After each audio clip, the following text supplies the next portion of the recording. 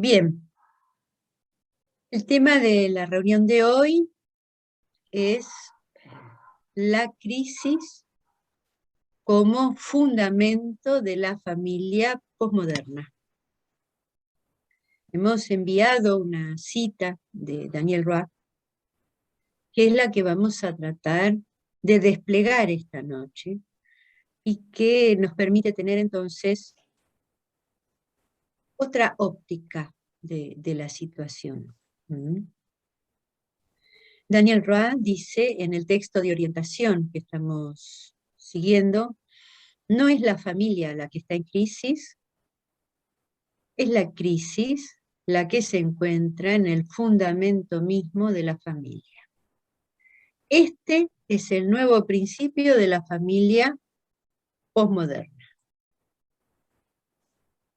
Hay que decir que, bueno, todos, creo, nos sorprendimos de leer esto y tuvimos que dar una serie de vueltas para ver a qué se refería. Empecemos entonces por el significante crisis. Crisis forma parte, es un significante que forma parte del lenguaje común. No es en sí mismo un concepto psicoanalítico, pero el psicoanálisis lo toma en cuenta, porque justamente crisis tiene la dimensión de la ruptura, de la discontinuidad, del agujero, perdón, del desorden. Y la época actual se presenta con grandes tensiones en lo político, en lo económico, en lo social. Escuchamos cotidianamente que vamos de crisis en crisis, de económica, política. No es ajeno a nuestros días el significante crisis. Obviamente, todo esto no es sin consecuencias subjetivas. Las cosas cambian de manera vertiginosa, y sobre todo en las últimas décadas, y se reconfiguran nuevas formas y vínculos en las relaciones de familia, de filiación y de relación entre los sexos. Nuestra época lleva entonces las marcas de la declinación de la función del padre. O dicho de otro modo, del fracaso de los modos tradicionales de regulación del goce. Es decir, la tradición, los ideales, las costumbres, etc. Esto no tiene el mismo peso que años atrás. Bien, tanto Lacan como Miller nos dicen, el psicoanalista no tiene que tener nostalgia de esa época pasada, sino que tiene que poder interpretar la época actual sin nostalgia. Nos toca vivir la época que nos toca. Y eso es lo que tratamos. Crisis significa, en su etimología griega, oportunidad. Entonces, no resulta extraño que el psicoanálisis sea amigo de la crisis. Amigo en el sentido de que la conoce, la respeta y sabe servirse de su potencial. En general, la crisis se define por ser un acceso brusco, un desequilibrio, la manifestación acentuada de un sentimiento. Para el psicoanálisis, la crisis es, ante todo, crisis de lo simbólico. Y en consecuencia, manifestación de lo real, de un real desordenado, sin ley. Digamos que el significante crisis resuena en los tres registros. Hundimiento de lo simbólico, emergencia de lo real sin ley, también fisura de lo imaginario, con una imposibilidad de poder sostenerse en su tiempo y en los modos de su tiempo. En los espejos de su época, uno podría decir. Pero como dijimos antes también, el significante crisis resuena mucho, y entonces creo que podemos ubicarlo como un significante amo de nuestra época. Y como tal, una manera de nombrar lo real. Por eso, para el psicoanálisis, una crisis es un faro de lo real. Esto significa que podemos hacerlo funcionar como un indicador, como una brújula. Y aquí estamos los psicoanalistas convocados a esto en el siglo XXI. Quiero traer una cita de Jacques Alain Miller que da a una entrevista en una publicación francesa que se llama Marianne, en el año 2018. Cito este pequeño párrafo. Hay crisis en el sentido psicoanalítico cuando el discurso, las palabras, las cifras, los ritos, la rutina, todo el aparato simbólico, se revelan de repente impotentes para atemperar un real que de hecho no está más que en su cabeza. Una crisis es lo real desencadenado e imposible de dominar. Es el equivalente en la civilización de esos huracanes con los que la naturaleza viene periódicamente a recordar a la especie humana su precariedad, su debilidad fundamental. Si quieren leer toda la entrevista, entonces la pueden encontrar en el blog de la ELP. Ahí pueden ustedes encontrar. Bueno, entonces volvamos al psicoanálisis, en donde decimos que en psicoanálisis hay entonces una crisis cuando no es posible regular la irrupción de un goce inesperado, y que este no se puede regular por los cauces simbólicos habituales. Es la familia como institución reguladora que no lleva a cabo su función de atemperar este goce y reconducirlo. A esto nos referimos entonces con crisis y la familia. En muchos casos, esto sucede porque los padres no se autorizan a hacerlo. Según Daniel Roy, esta crisis no resuelta, en general, termina ocupando un lugar central.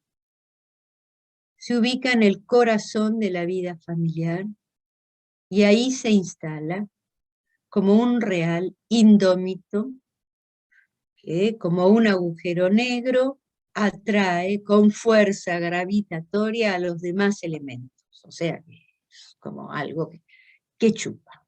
Y todo termina girando a su alrededor. Como decíamos en la familia tradicional, lo simbólico operaba separando, drenando goce y produciendo una falta en el sujeto. La relación entre padres e hijos consistía entonces en un vínculo creado sobre la intersección de lugares separados y asimétricos, aunque esto no impedía que emergieran los síntomas correspondientes a cada familia. Ahora bien, en nuestra actualidad, lo que sucede es que nuestra época sitúa al goce en el centro. Y entonces las familias siguen esta misma lógica y se vinculan a través del goce. Hoy, lo que soporta el lazo entre padres e hijos está marcado entonces por lo excesivo e ilimitado del goce y no se encuentra mediatizado por lo simbólico. Pido que tomen en cuenta esta palabra de este significante. No está mediatizado por lo simbólico. No está revestido tampoco por los semblantes, por las formas, ¿no? Cuando digo semblantes son ciertas formas, ciertas costumbres familiares que hoy muchas veces no tienen peso. Al no estar mediatizado por lo simbólico, cuando la situación se vuelve insoportable, los padres desesperados recurren a menudo a los consejos y el diagnóstico que ofrecen expertos para calmar la angustia.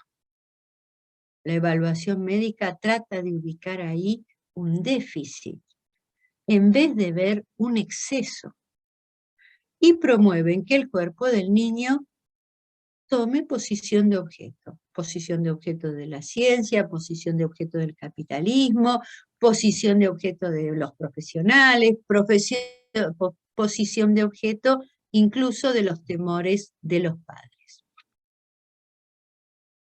Daniel Roy lo decimos en castellano y Roy en francés.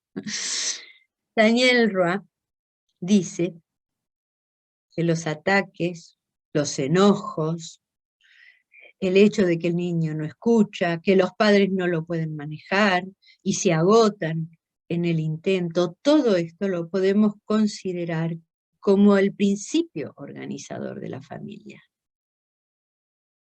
Fíjense que es muy distinto de pensar los ideales de la familia perfecta, es lo que organizaría o lo que marcaría el rumbo. Acá lo que está diciendo es, todo esto que no funciona es lo que termina organizando la familia. Más aún, continúa la cita, estos significantes y otros se han convertido realmente en lo que funda una relación directa y sin mediación, otra vez tenemos acá el sin mediación, ¿no? Una relación directa y sin mediación del niño a los padres. En tanto que estos significantes, dice Daniel Roy, realizan una aglutinación de los cuerpos presentes y concentran la atención y la libido de todos. Es por esto que son lo que organiza, ¿no? Porque concentra la libido de cada uno de los miembros de la familia. Y acá es donde viene nuestra cita. No es la familia la que está en crisis, es la crisis la que se encuentra en el fundamento mismo de la familia. Este es el nuevo principio de la familia postmoderna. El niño terrible aparece entonces como condensador de goce para cada uno. Todos al borde de la crisis de nervios. Este es el caldero en el que estamos invitados a zambullirnos, dice Daniel. Bien, con esta pequeña introducción quiero pasarle la palabra a Natalia Menicheli, que justamente va a apuntar a este aspecto de actualidad. Así que Natalia, adelante. Hola, buenas noches. Bueno, titulé mi escrito Los discursos actuales de ayuda parental frente a lo femenino de las familias. Las familias del siglo XXI ya no se organizan en torno a la lógica del todo, fundada por la excepción, sino que siguen la lógica femenina del no todo. Por eso ya no podemos limitarnos a la familia tradicional, heterosexual, sino que vemos desplegarse ante nosotros toda una gama de variaciones que la ciencia, la tecnología y la ampliación de derechos también fueron haciendo posibles. Ya no consideramos a la familia como un universal, sino que tomamos a las nuevas configuraciones familiares en su singularidad, una por una. Podemos hablar entonces de familias monoparentales, homoparentales, ensambladas. Parafraseando a Blanca Sánchez, podemos decir que en la actualidad estamos ante múltiples familias, ni típicas ni edípicas, y debemos abordarlas más allá del Edipo y de sus estructuras clásicas y patriarcales. La familia ya no puede reducirse a su configuración significante, a su organización y ordenamiento mediante el nombre del padre y el falo, sino que hay un más allá o más acá del goce fálico, el héteros del goce femenino, ese otro goce que anida en toda unidad familiar, dice Miquel Bassols en Famulus. En ese mismo texto agrega: toda familia es un aparato de goce, un modo de resguardar el secreto del goce como innombrable, incluso como abyecto. Con la decadencia y caída del nombre del padre, la familia deja de estar ordenada por este significante y cobran relevancia diversas modalidades de goce, las llamadas nuevas presentaciones sintomáticas. Miquel Bassols dice: los vínculos familiares se hacen y se deshacen hoy según las formas cada vez más singulares del goce sintomático. Más que nunca, las familias se reordenan hoy siguiendo las derivas de lo real de la no relación sexual y de una economía del goce que no se subordina a un significante particular. Los términos se han invertido. Si la familia intentaba ordenar lo real del goce reordena hoy la familia, y ello en formas tan dispares como equivalentes entre sí. En su texto de orientación, Daniel Roy nos dice: es en esta inconsistencia de la familia posmoderna respecto a lo simbólico donde se precipitan los discursos de ayuda parental y de rehabilitación cognitiva y conductual para rastrear las disfuncionalidades. Hablar de disfuncionalidad implica posicionarse desde el discurso amo, un discurso totalizador que pretende un orden universal, igual para todos. Son los ideales familiares quienes orientan a los terapeutas y constituyen las nuevas utopías comunitarias que no dejan margen alguno a lo imposible, al malentendido y a la singularidad de cada sujeto, ya que procuran corregir, readaptar, reeducar y normativizar. En cambio, desde el psicoanálisis concebimos a la familia como un modo de tratamiento del goce de los cuerpos en presencia, singular y único. Dice Daniel Roy: es más bien del orden de una religión privada, de la cual ignoramos todo cuando nos encontramos con los padres e hijos, y de la que tenemos todo por aprender acerca de las reglas que la rigen, los ritos que allí se celebran y los pequeños dioses que reinan en ella. La familia no es algo natural, biológico, sino que se funda sobre el acto de encarnar funciones. La función materna, que transmite un deseo no anónimo por la vía de sus propias carencias, sus faltas o fallas, y la función paterna, que permite la encarnación de la ley en el deseo. Ambas funciones son necesarias ya que ponen distancia respecto a la madre o padre ideal.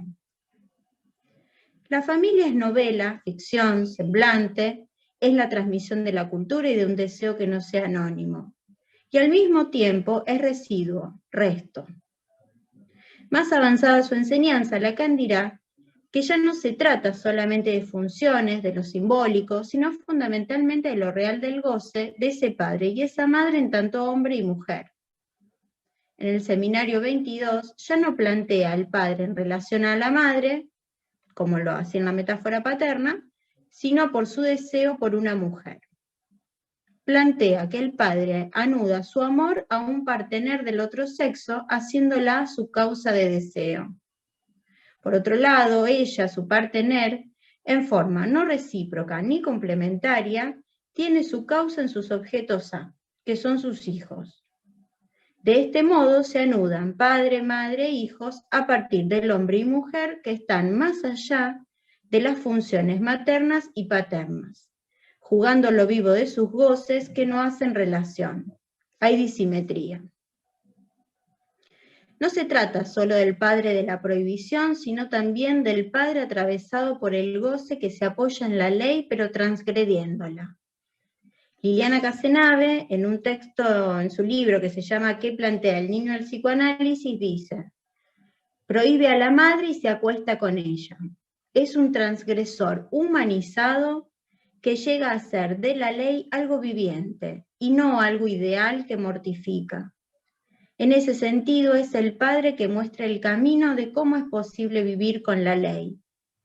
Ya no se trata de los semblantes organizando el goce, sino del goce como sostén de los semblantes. Finalmente, Lacan dirá que la familia es la transmisión del alán y del malentendido entre los sexos. Entonces, la familia es entre significante y goce. La familia viene al lugar de la relación sexual que no existe.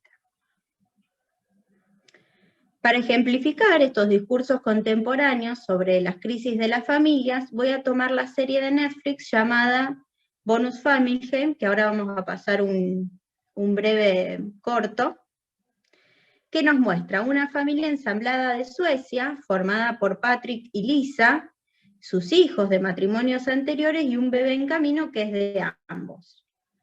La serie transcurre en un contexto de muchas discusiones familiares, enojos, reproches y excesos que los llevan a consultar con una pareja de terapeutas. Estos se orientan por el sentido, aconsejan poner en palabras, hablar, escucharse, pretendiendo que todos se entiendan, sin interrupciones ni cuestionamientos. Sugieren los refuerzos positivos, establecer límites y aprender a manejar las emociones. Son expertos en anular todas las diferencias que surgen entre ellos, cualquier malentendido del discurso y toda manifestación del inconsciente. Les buscan las soluciones, los arreglos, en lugar de propiciar los propios. Sin duda que esto no conduce a ninguna estabilización o apaciguamiento de la situación, sino que todo el tiempo insiste, y con más fuerza, lo real de la estructura es imposible. Por eso, desde el psicoanálisis, velamos por la familia, entendida como síntoma o suplencia de la no relación sexual, y propiciamos que cada ser hablante encuentre su invención, su saber hacer, con ese real irreductible.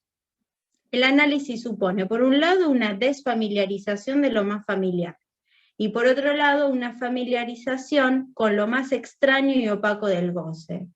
Se trata de hacer familia con el uno, con lo más singular, con el propio modo de gozar.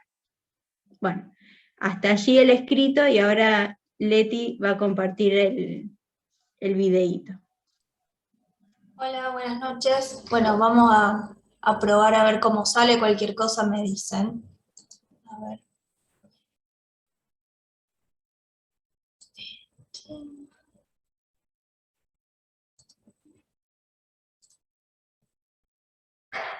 ¿Se ve? Está como procesando. Ahí sí.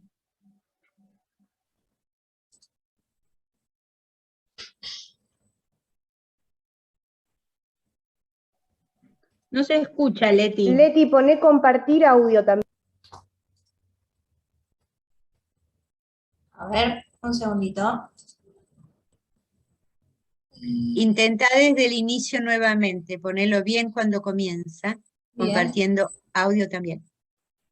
Y el compartir audio en...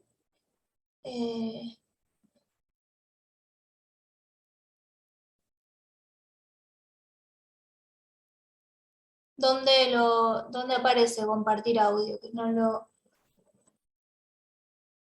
A ver, esperen que intento de nuevo. Fíjate abajo a la izquierda.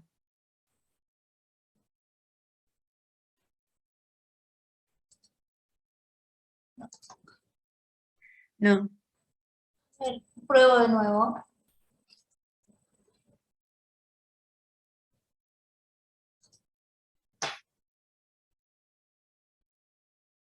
Acá, compartir sonido.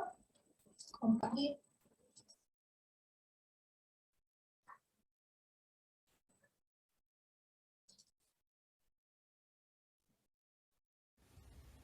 ¿Ahora sí? Ahora sí.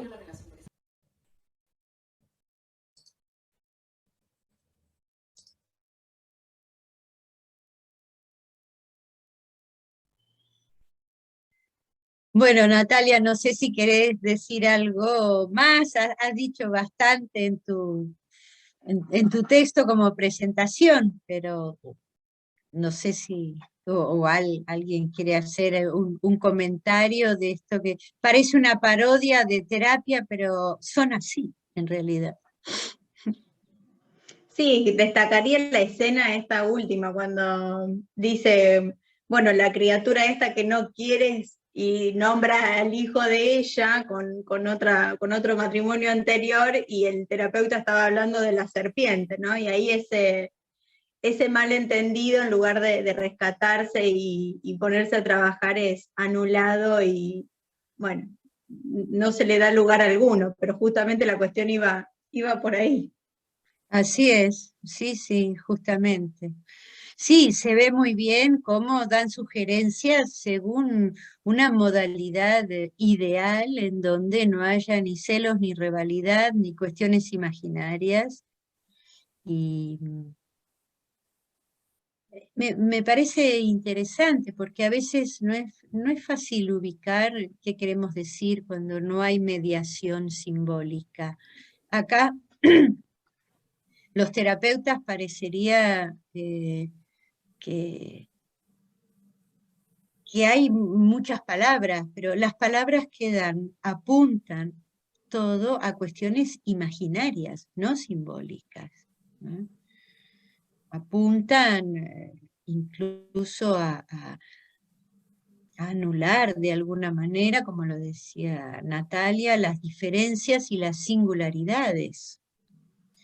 Todo queda en una dimensión especular de buenas intenciones, pero no funciona ahí lo que llamamos justamente el lugar del deseo y la mediación simbólica que implica algo de la sublimación, algo de la sustitución y del tratamiento de eso, que es estructural de alguna manera. ¿Eh? Y esa sería un poco la función que el psicoanálisis piensa para la familia.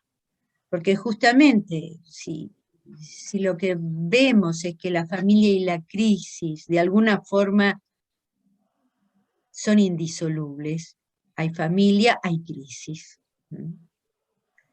Es que la familia ya es en sí misma una respuesta a una imposibilidad de estructura. La familia funciona de entrada como un modo de suplencia a esa relación que está imposibilitada estructuralmente y que Lacan lo llamó no hay relación sexual. No existe la relación sexual. Es decir, no existe, voy a decir de una forma inventada un poco por mí, no existe algo que encaje 100%. Las cosas no encajan, las cosas no van, la idea que uno se hace del otro no funciona totalmente, y ahí la familia es en gran medida un modo de suplencia justamente a esta inexistencia de la relación sexual. Y si la familia está construida en torno a este agujero central, vamos a decir. No tiene que extrañarnos entonces que haya crisis frecuentes, como decíamos antes. aunque vemos que en cada momento tienen formas diversas. Pero señalemos algo. La crisis toma el primer plano en la vida familiar cuando no se ha puesto en marcha la operación simbólica de la separación. Digo, toma el primer plano, es decir, cuando toma el todo de la cuestión familiar. Como decíamos antes, toda la familia gira alrededor de la crisis. Porque hay crisis, pero pueden llegar a elaborarse y a superarse, ¿no es cierto? Entonces, cuando no se ha puesto en marcha la operación simbólica de la separación, ahí las crisis toman amplitud y podríamos decir están en primer plano. Dijimos, crisis es la crisis de lo simbólico. Y entonces la familia se confronta en algún momento con el surgimiento de un goce que no puede atemperar, ya que la familia, como toda institución humana, tiene como función regular el goce. No lo puede atemperar hoy mediante los modos tradicionales de regulación, con los que la familia contaba antes, ¿no? Como decía Natalia, apoyándose en el nombre del padre, en los semblantes, en los ideales que se proponían. No lo puede atemperar por la promoción de objetos de goce que hay actualmente en todos los órdenes de la vida. Y además señalemos otra vertiente, también las incidencias del goce sobre el cuerpo del niño, manifestándose bajo la forma del cuerpo agitado, las inhibiciones, los chicos hiperconectados a los videojuegos o los desenganchados del otro. Ahora bien, hay también, como dijimos antes, la vertiente de la crisis que implica un momento de invención. Ante el impas del sujeto, este puede tomar una decisión, puede hacer surgir algo nuevo. Es un momento de corte, es un momento que va a implicar un antes y un después. Todos estos momentos están siempre dentro del recorrido vital de todo parletre. La crisis se tiene que atravesar, salvo que se den estos casos, en donde se coagula y deviene entonces un síntoma sin salida. Ahí es cuando habitualmente se hace una llamada a un tercero, aquel a quien se le supone un saber. Tratemos entonces de ir ubicando cómo aborda el psicoanálisis esta crisis, qué indicación clínica podemos tener en cuenta. Juliana Casagrande nos va a hablar de una indicación que Daniel Roy hace en su texto de cómo abordar a esta familia síntoma organizada por el goce que ahí se coagula. Así que Juliana, te paso la palabra entonces. Bueno, gracias Marcela, buenas noches. Bien, yo voy a trabajar una frase del texto de orientación de Daniel Roy, que es descompactar la familia holofrase, y también según otras traducciones, descomprimir la familia holofrase. En primera instancia voy a introducir la cuestión de la holofrase para poder pensarla después en la familia. La holofrase, para la lingüística, porque en realidad es un término que viene de la lingüística, tiene que ver con una palabra que implica todo un enunciado. Se ve en dos situaciones. Una es el lenguaje infantil, cuando un niño está aprendiendo a hablar, y en una palabra sintetiza toda una frase. Por ejemplo, magua, que puede significar mamá, dame agua.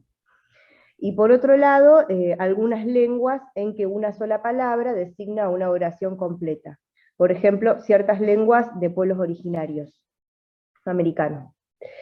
Entonces retengamos que hay una condensación en una sola palabra de varias palabras que conformarían una frase. Lacan utilizará la palabra holofrase en 3 ocasiones en su enseñanza. En el seminario 1 la nombra cuando habla del origen del lenguaje y del mundo de los símbolos, como expresiones que no pueden descomponerse. Allí Lacan critica las teorías que hacen surgir el lenguaje del pensamiento. Él ubica, por el contrario, que la palabra está primero, que primero está el significante y después el significado. La holofrase tiene sentido instalada en un mundo de símbolos ya existentes. Además, las ubica en situaciones en las que el sujeto está suspendido en una relación especular con el otro. Otro momento en el que va a mencionar a la holofrase es en el seminario 6, la va a ubicar a nivel de la demanda. Dice que constituye un monolito. El sujeto queda reducido al grito que lo identifica con la situación. Por ejemplo, el grito de pan o socorro. No hay necesidad de nombrarse. La holofrase misma nombra al sujeto. Es decir, que el sujeto es igual al mensaje. No se cuenta y está identificado con la situación. Es como el famoso ejemplo de somos 3 hermanos, Paul, Ernest y yo. Se observa ahí la no articulación gramatical entre el sujeto del enunciado y la enunciación en sí misma. El sujeto de la demanda no aparece como agente de la enunciación. Lacan va a retomar esto para hablar de la psicosis más adelante. La tercera referencia es en el seminario 11, donde va a ubicar a la holofrase en relación a la psicosis, a la debilidad mental y a los fenómenos psicosomáticos.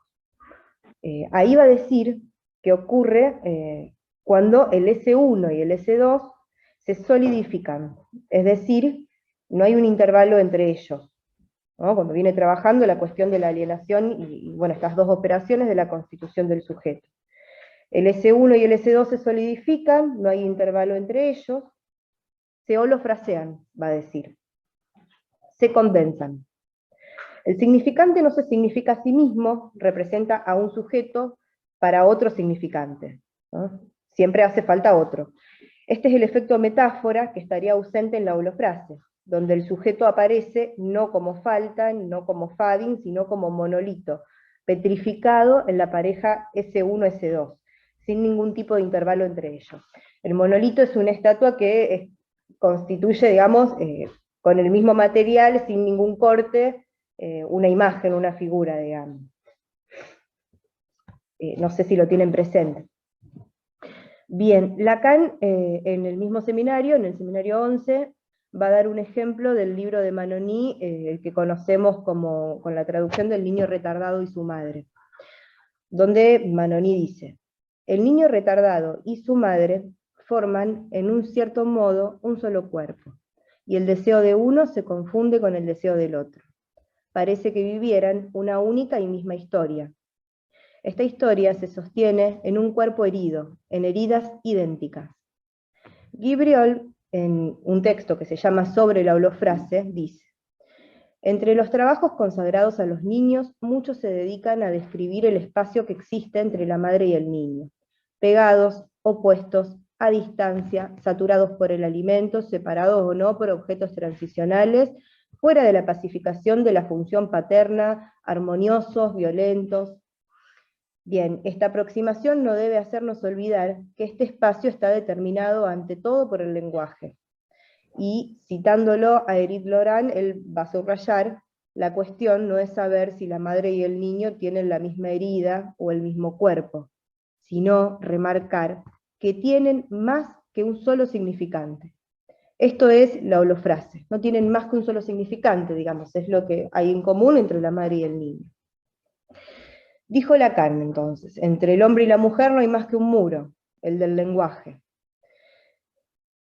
Puede entonces ubicarse que entre la madre y el niño se crea una distancia por la introducción del lenguaje, lo simbólico, el nombre del padre. A partir del trabajo simbólico de la metáfora paterna, el niño puede desprenderse. Este trabajo produce una mediación que faltaría en la familia holofrase.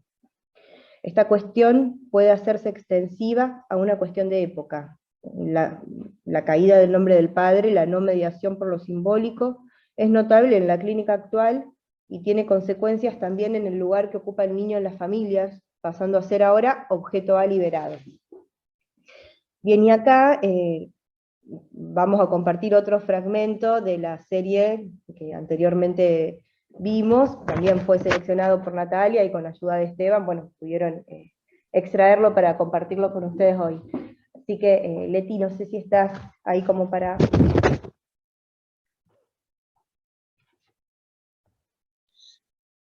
Es interesante para ilustrar este objeto A no liberado.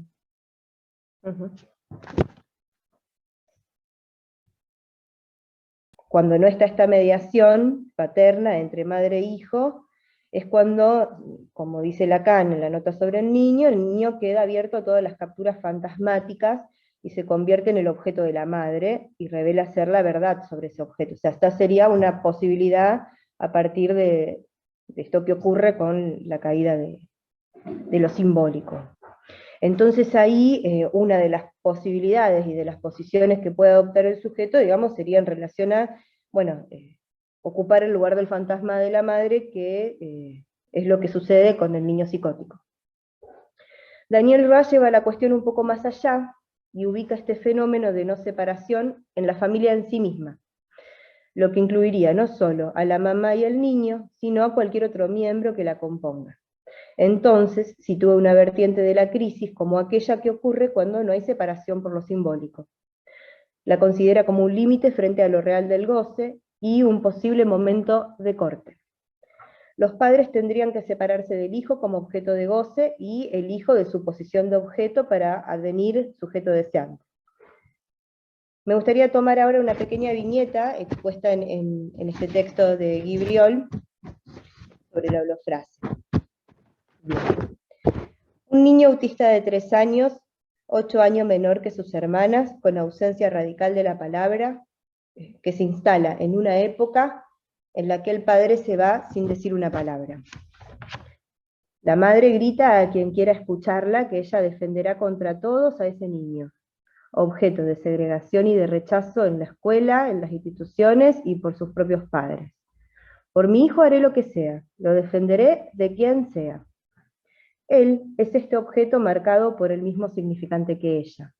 Es la bandera que la representa, rechazada sin una palabra. Ella ha olvidado los detalles de la evolución de las adquisiciones del niño y son sus hijas, las hermanas del pequeño autista, quienes ofrecen su historización. La holofrase se comprende en la ausencia radical de palabra en este niño, cuyos pequeños gritos acompañan a veces sus movimientos y hacen eco al grito maternal. Esos grititos aparecen también cuando el niño en una sesión toma la mano del analista para que ella abra una caja llena de objetos. Momento decisivo del que podemos decir que el analista presta su mano al establecimiento de un vínculo gracias al cual ella podría ser un otro para él.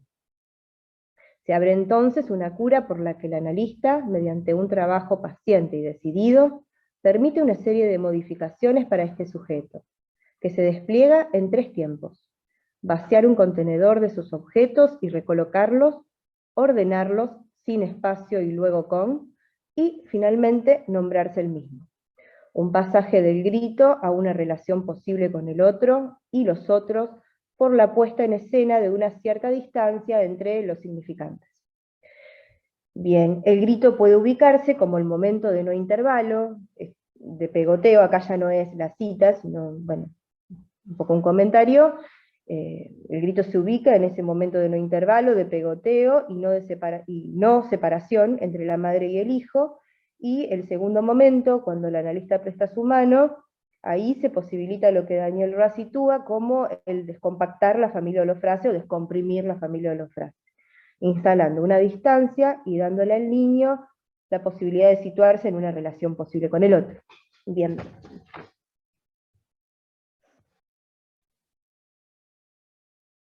Y de alguna manera me parece que nuestra intervención con los padres, y a veces en el mismo tratamiento con los chicos, produce este descompletar, descomprimir. Así que agradezco esta viñeta que viene a mostrar otra estructura, el autismo, ¿no? Cuando el pequeño video mostraba más bien un niño síntoma de la pareja parental, aparentemente, digamos. Podemos hacer la hipótesis. Y hay que decir que Lacan siempre tuvo en cuenta esta relación de los padres con los hijos, que pasaba mucho por la relación entre el matrimonio como tal, entre la pareja como tal, y que esto nunca tuvo que ver con culpabilizar a los padres, que sí hacen otras orientaciones, o los mismos terapeutas que vimos en el primer fragmento, que parecía que los padres no sabían nada o todo lo que estaban haciendo estaba mal, y el terapeuta porque ellos también se ponían como la pareja ideal, ¿no? Hombre y mujer, atendiendo a hombre y mujer. Todo tenía que ser calmo, tranquilo. Bien. Entonces, en esto de decir por dónde ir, hay tácitamente un decir, ustedes no saben ser padres. No es una posición que tenga el psicoanálisis. Pero sí vemos cómo descompactar, descomprimir, introducir una falta, barrar, bueno, tenemos toda una serie de significantes que vienen a introducir, que es un movimiento que permite encontrar una salida a partir de un corte, a partir de una operación de separación de ese objeto de goce, para encontrar una nueva forma de satisfacerse. En realidad el niño tiene él que desprenderse de un cierto goce del cuerpo, como el adulto también. Y de esa manera encontrar algo diferente con que satisfacerse, un nuevo uso de la satisfacción que le permita salir de esa captura en la que en realidad quedan atrapados padres e hijos, y en donde los padres también tienen que separarse del hijo como objeto de goce, ¿no? Como veíamos antes. Esta posición también del hijo, de perder ese lugar, de caer de ese lugar, como se decía anteriormente, para asumir una posición deseante. Entonces, descompactar o descomprimir, me parece que es un momento lógico que reside en la oportunidad de poder separarse de esa potencia imperativa del significante, separarse de una cierta ganancia de satisfacción inmediata que da el objeto pulsional, para sustituirlo más bien por ese plus de goce que ubicamos siempre, que es un goce que se llama plus porque es el recuperado después de haber perdido. Después de haber perdido un goce, bueno, se recupera bajo otra forma.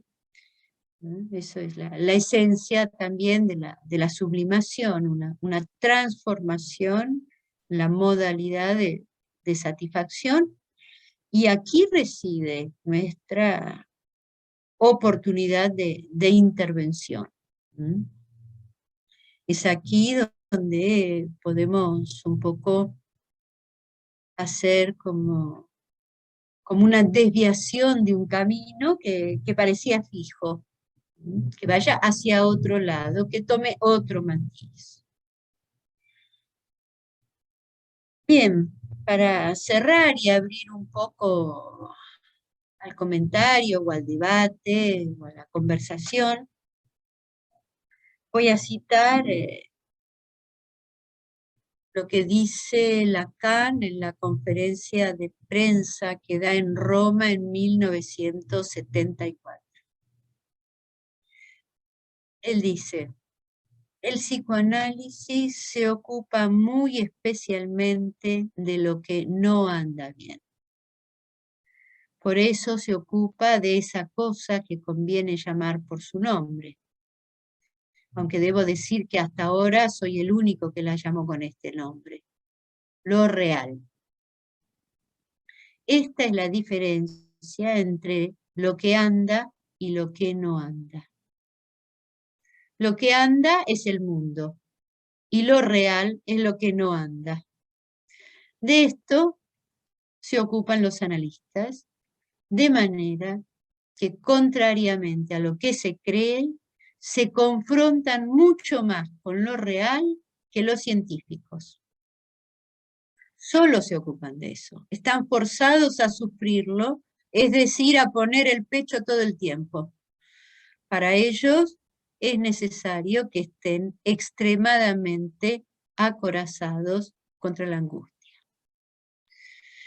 Me pareció una cita interesante que viene de la mano con el psicoanálisis es amigo de la crisis.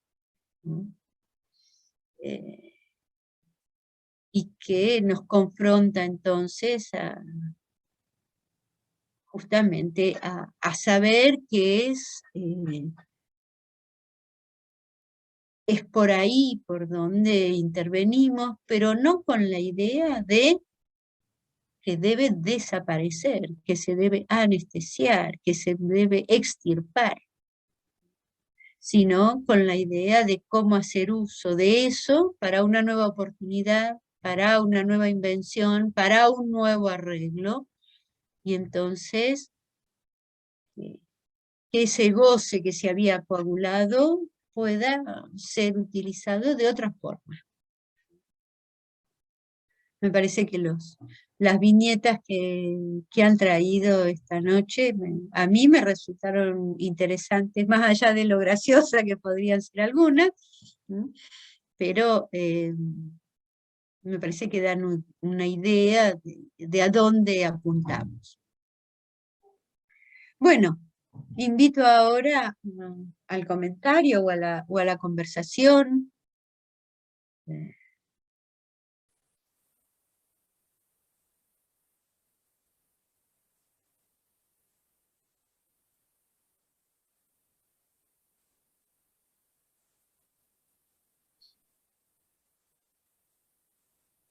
Aquí hay alguien que pregunta, creo que es Lautaro, si no me equivoco, pregunta en el chat si en lo que vemos en el fragmento de la serie no sería el problema que la madre no le da el lugar de autoridad al padre adoptivo cuando quiere poner orden en la preparación de la comida. En parte es una forma de decir que no hay mediación del padre, que no hay mediación de lo simbólico, ¿no? Una de las formas puede ser: el padre no tiene autoridad, el padre tampoco toma el coraje de autorizarse, de frenar a la madre, porque muchas veces el punto es que no es tanto que se trata de frenar al hijo, sino de hacerse cargo de la madre.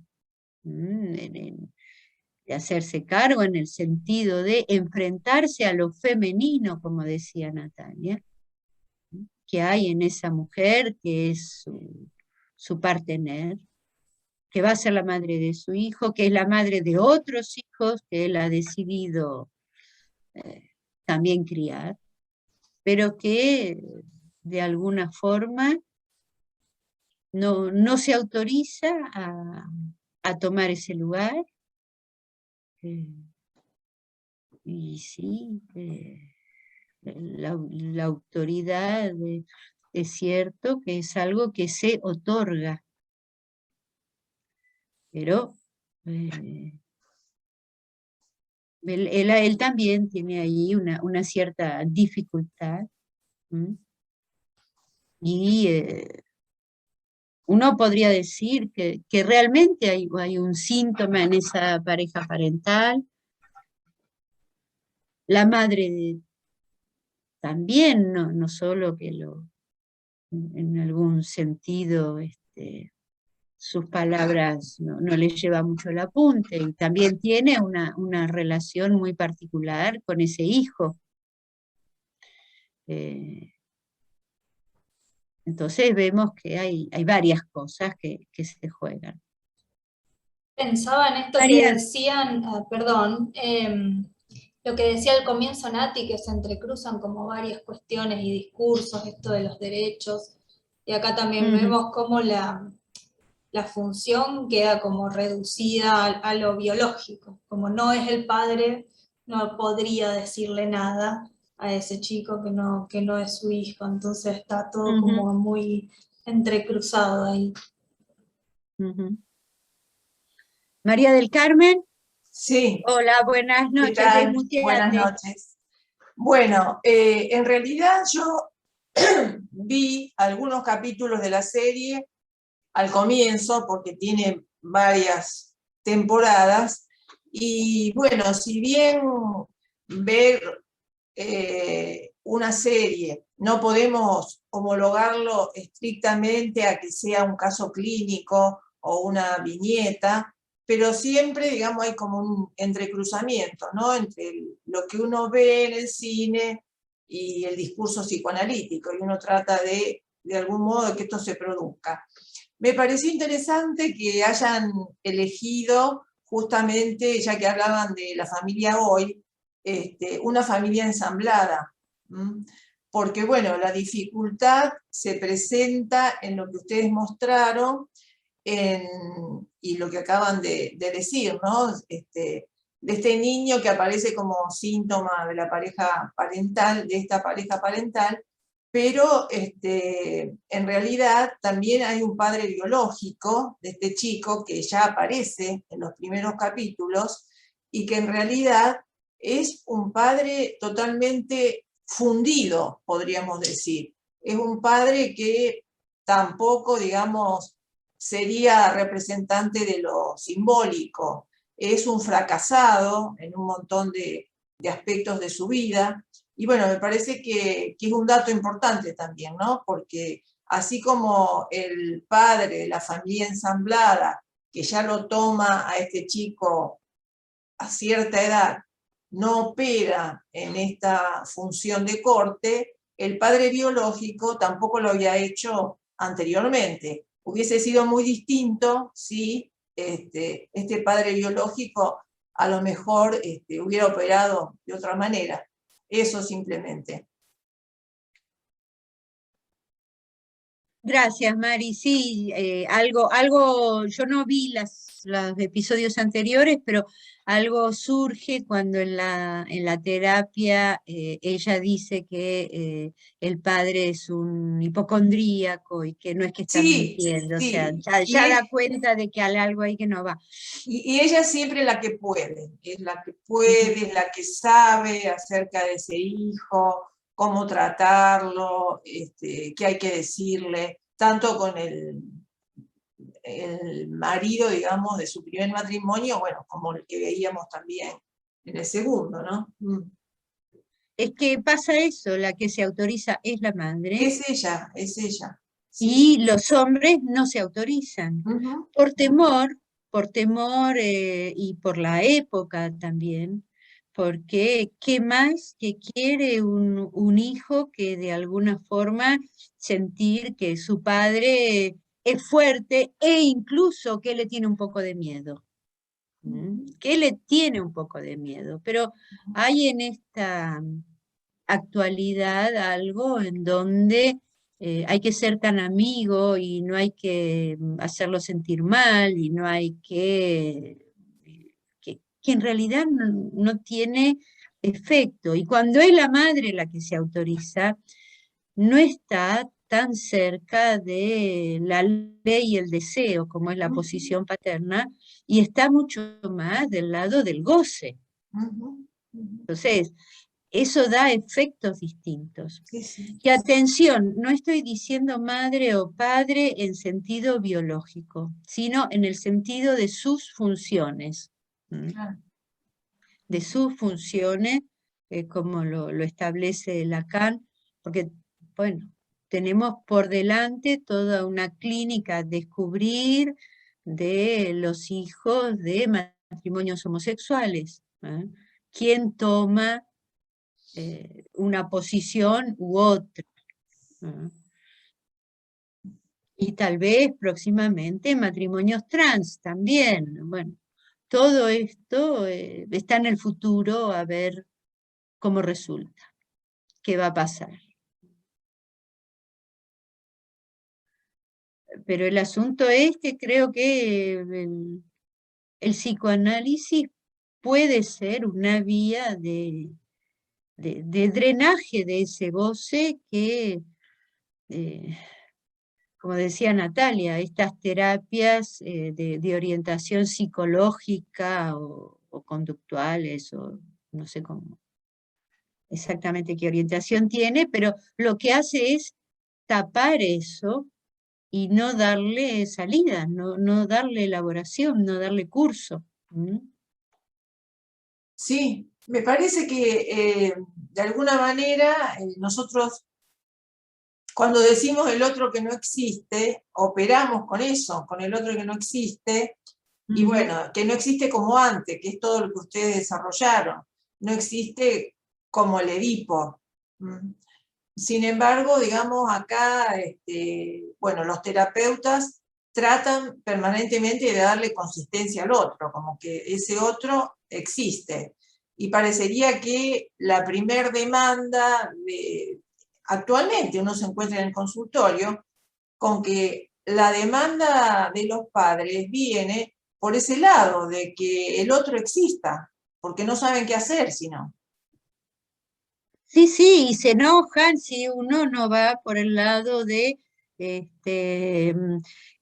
castigo más fuerte y no va a cambiar si uno no le dice nada con la habitación desordenada. Bueno, eso es lo más leve, porque el resto tenemos las drogas, la delincuencia que aparece a veces como acting out, pero a veces las drogas y la delincuencia en los padres, no en los chicos. Bueno, entonces vemos que todo en este momento bascula de una forma que es nueva y nos llama a nuevas intervenciones.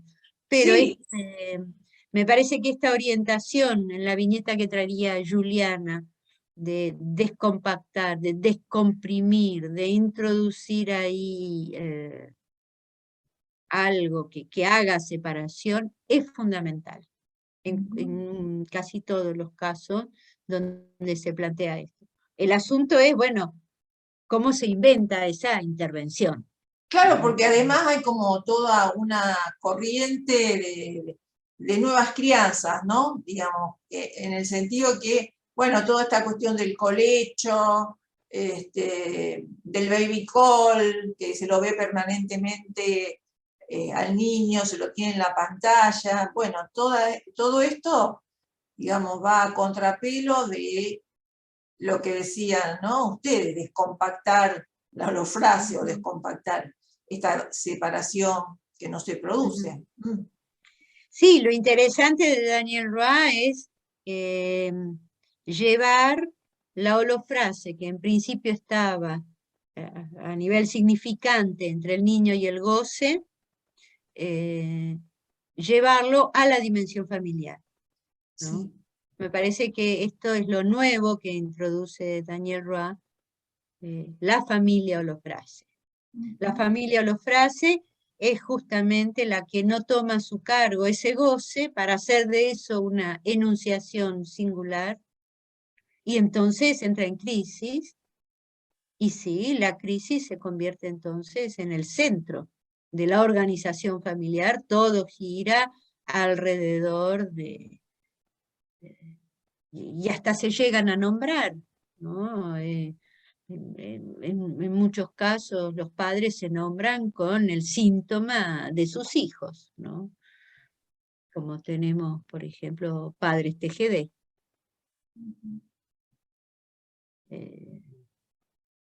Madres del dolor, madres del Paco, ¿no?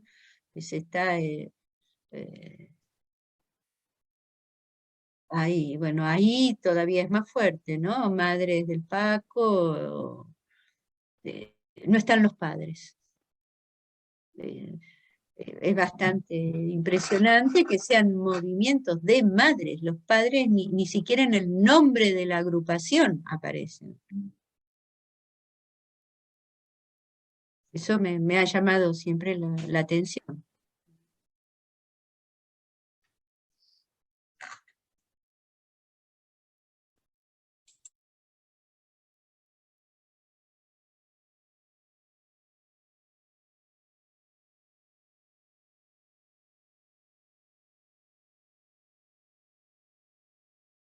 Bueno, no sé si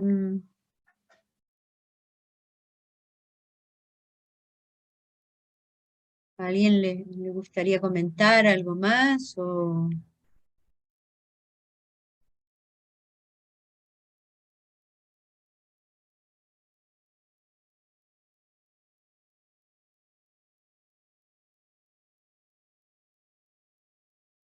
Bueno, si les parece, entonces